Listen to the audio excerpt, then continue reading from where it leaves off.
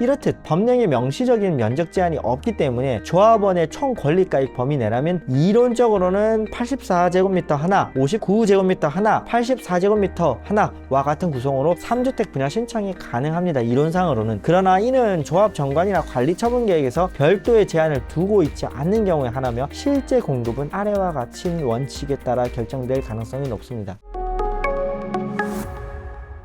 안녕하세요. 건평법률사무소 김건우 변호사입니다. 저는 재개발, 재건축, 그리고 부동산을 전문으로 하고 있고 해당 분야가 대한변호사협회 전문 분야 등록이 되어 있습니다.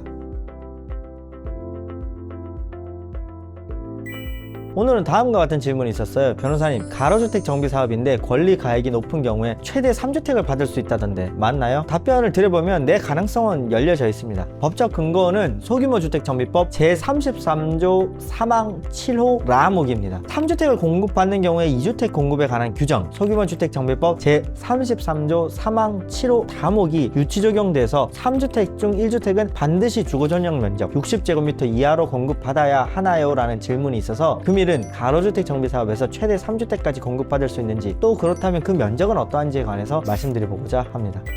우선 논란 상황에 대해서 말씀드려보면, 소규모 주택정비법은 관리처분계획 수립 시 1세대 1주택 공급을 원칙으로 하면서도 33조 3항 6호에 있습니다. 일정한 예외를 허용하고 있어요. 특히 가로주택 정비사업의 경우에는 조합원의 재산권을 보장하고 사업 참여를 유도하기 위해서 최대 3주택까지 공급받을 수 있는 특례를 규정하고 있습니다. 33조 제3항 7호 라목에 규정하고 있습니다. 그러나 2주택 공급, 즉 1+1 공급이라고도 하죠. 속칭 1주택은 60제곱미터 이하라는 명확한 면적 제한과 전매 제한 규정을 둔 것과는 달리 같은 다목에 규정하고 있습니다. 3주택 공급에 관해서는 유독 3주택 이하로 한정한다라고만 규정하고 있을 뿐, 공급받는 주택의 면적, 공급 순위, 잔여 권리가액의 처리 등 구체적인 기준에 대해서 법령이나 조례에서 명시적인 규정을 두고 있지 않아서 해석상 논란이 있어요. 자, 그러면 3주택 공급 시 60제곱미터 이하 면적 제한 규정의 유추 적용 여부에 대해서 말씀드려 보겠습니다. 우선 판례는 없어요. 판례는 없는데 소견을 말씀드려보면, 원칙적으로 가로주택 정비 사업에서 3주택을 공급받는 경우에 소규모 주택 정비법 33조 3항 7호 다목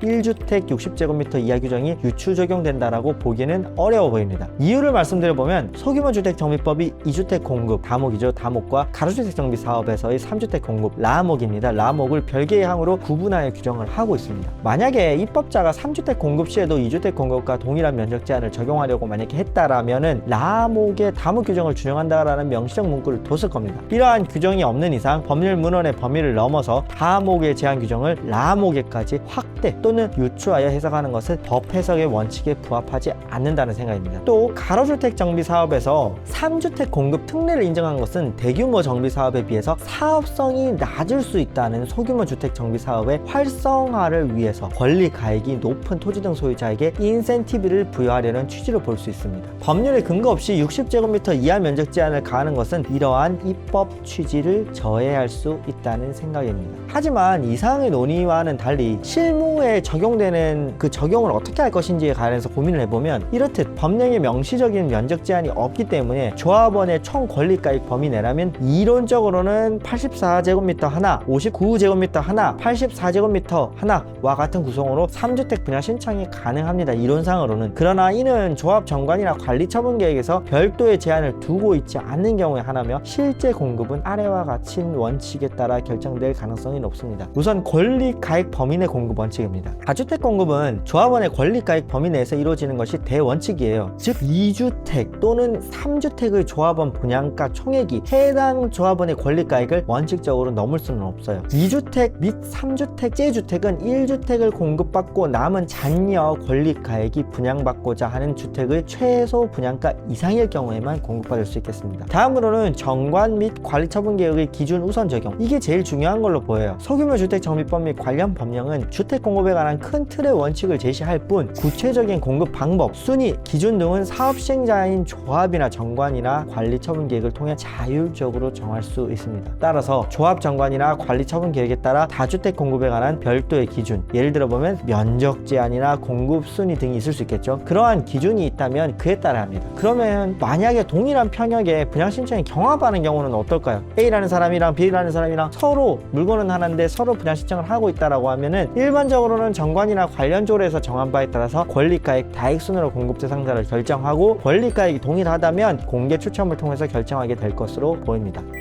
가로주택 정비 사업의 사업 초기에 최대한 일찍 조합정관의 작성 등 토지 등 소유자들의 권리 확보에 도움이 필요할 경우에는 언제든지 당 법률사무소로 연락하여 주시기 바랍니다. 당 법률사무소는 최근에 목동 2단지, 6단지, 5단지 그리고 9단지의 조합원들, 특히 상가 조합원들을 대신해서 상가 합의서 초안의 기틀을 좀 마련해 주는 등 그 실력을 대외적으로도 인정을 받고 있습니다. 그렇기 때문에 당 법률사무소로 연락하여 주시면 큰 도움 받으실 수 있을 것으로 보입니다. 네, 본 유튜브 구독과 좋아요, 알림 설정도 부탁드리면서 당 법률사무소는 네이버 블로그도 운영하고 있습니다. 블로그에 들어오셔서 재개발 건평법률사무소라고 검색하시면 재개발, 재건축 그리고 부동산이랑 관련된 아주 유익한 정보들이 많이 있으니까 많이 담아 가실 수 있으면 좋겠습니다. 네, 이상입니다. 감사합니다.